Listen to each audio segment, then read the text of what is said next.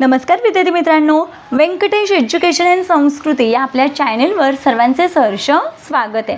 आजच्या व्हिडिओमध्ये आपण स्कॉलरशिप शिष्यवृत्ती परीक्षा इयत्ता 4थी विषय मराठी यामधील आपण कविता व कवितेवर आधारित प्रश्न यावरील स्वाध्याय आजच्या व्हिडिओमध्ये आपण सोडवून घेणार आहोत। चला तर मग व्हिडिओला सुरुवात करूया। आता बघा, कविता आणि कवितेवर आधारित प्रश्न कसे सोडवायचे तर बघा, सगळ्यात महत्त्वाचे म्हणजे प्रथम कविता काळजीपूर्वक वाचणं खूप महत्त्वाचं आहे। कवितेचा विषय व अर्थ समजून घ्यायचा, कवितेतील विशेष शब्दांकडे बारकाईने लक्ष द्यायचं। कवितेवर किमान 3 प्रश्न विचारले जातात, प्रत्येक प्रश्नाचे सर्व पर्याय समजावून घ्यायचे आणि पारखून घ्यायचे। उत्तर लिहिताना संभ्रम निर्माण झाल्यास कवितेतील संबंधित भाग पुन्हा वाचायचा। म्हणजे जर एखादी कविता कळाली नाही किंवा पर्याय जर सेम वाटत असतील किंवा पर्यायांमध्ये काही आपल्याला अगदी कन्फ्यूज करणारे पर्याय असतील तर काय करायचे, पुन्हा एकदा कविता वाचायची आणि योग्य त्या उत्तराचा काय करायचं, गोल आपल्याला रंगवायचा आहे। आता बघा, पर्याय उत्तरातील पहिलेच उत्तर बरोबर वाटले तरीसुद्धा घाई करायची नाही, सर्व पर्याय वाचायचे, खात्री करायची आणि मगच योग्य त्या उत्तराच्या पर्याय क्रमांकांचे वर्तुळ रंगवायचे। बघा, या काही सूचना आपण जर बघितल्या पाळल्या तर मात्र आपल्याला ह्याचे 3 मार्क, बघा 3 प्रश्न असतात, त्याच्यामुळे ह्याचे कवितेवर 6 मार्क मिळतात आपल्याला।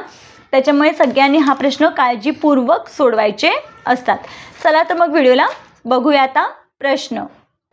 बघा, कविता वाचूया आपण। नववर्षाचे स्वागत करूया, दारी गुढी उभारू, नाचू गाऊ मौजेने, नववर्ष झाले सुरू। लावू पताकांच्या माळा, रांगोळ्या काढू दारा, लावू तोरण दाराला अन गुलाल उधळण करू।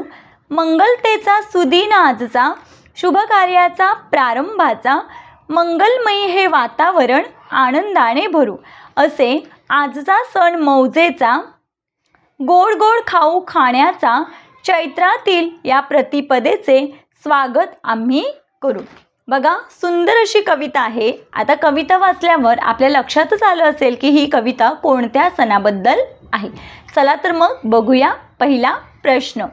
बघा, इथे पहिला प्रश्न असा दिलाय, नववर्षाचे स्वागत मुले कसे करणार आहेत। मग बघा, पर्याय 1 मौज करून, गाणी गाऊन, दारी गुढी उभारून, तोरणे बांधून। आता बघा, या कवितेची पहिलीच ओळ बघा, नववर्षाचे स्वागत करूया, दारी गुढी उभारून। मग काय, नववर्षाचे स्वागत मुले दारी गुढी उभारून करणार आहेत, म्हणून आपल्या या प्रश्नाचं योग्य उत्तर आहे पर्याय क्रमांक 3।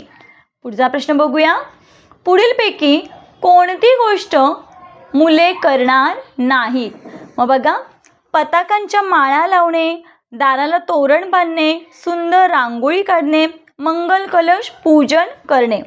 आता बघा, दाराला तोरण बांधणे, दाराला तोरण बांधणार आहेत, सुंदर रांगोळी काढणार आहेत, मंगल कलश पूजन करणार आहेत। बघा, इथे कवितेमध्ये गुढीपाडव्याचं वर्णन दिलेलं आहे की नाही। गुढीपाडवा या सणाची कविता आहे। मग त्याच्यामध्ये गुढीपाडव्याला आपण दाराला तोरण बांधतो, रांगोळी काढतो आणि त्या कलशाची, मंगल कलशाची पूजा पण करतो, म्हणजे या 3ही गोष्टी करणार आहेत। मग पताकांच्या माळा लावायचेत का नाही, मग गुढीपाडव्याला आपण पताकांच्या माळा लावतो का नाही। बघा, ज्यावेळेस गणेश चतुर्दशी असते त्यावेळेस मात्र मंडपामध्ये काय केले जातात, पताकांच्या माळा लावल्या जातात, है की नाही। म्हणून मी तर योग्य उत्तर काय आहे, मुले पताकांच्या माळा लावणे ही गोष्ट करणार नाहीत। मग उत्तर आहे पर्याय क्रमांक 1। पुढचा प्रश्न बघा, चैत्र शुद्ध प्रतिपदेचा दिवस म्हणजे।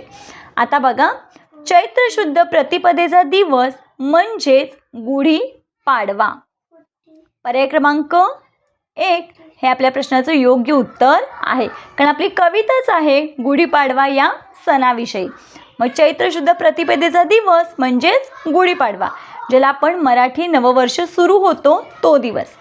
बघा, या पद्धतीने आपल्याला कवितेवरचे प्रश्न सोडवायचे असतात। आशा करते आपल्या सर्वांना व्हिडिओ आवडला असेल। व्हिडिओ आवडल्यास लाईक, शेअर, सबस्क्राईब। आजचा व्हिडिओ कसा वाटला ते कमेंटमध्ये नक्की सांगा। भेटूया पुढच्या व्हिडिओमध्ये, तोपर्यंत नमस्कार, थँक्यू।